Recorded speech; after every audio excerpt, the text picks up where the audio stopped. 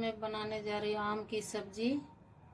इसके लिए मैंने 3 आम लिए हैं, नमक, चीनी, 5 फोरन, 2 लाल मिर्च, पिसी हुई मिर्च, हल्दी, करी पत्ता, धनिया पत्ता, तेल।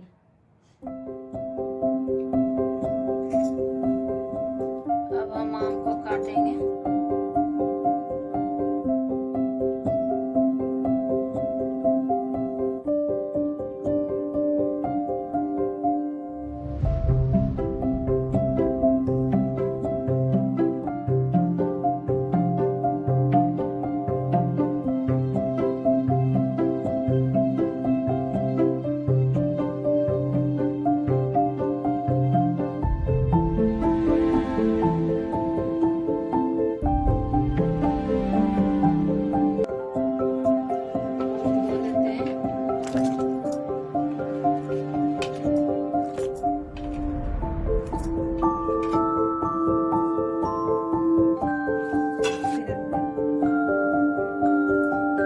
निकाल देते हैं।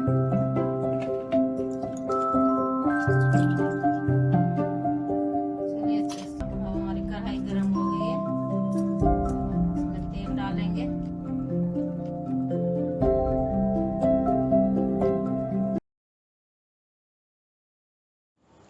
अब हम इसमें 5 फोरन डालेंगे, करी पत्ता डालेंगे, लाल मिर्च डालेंगे।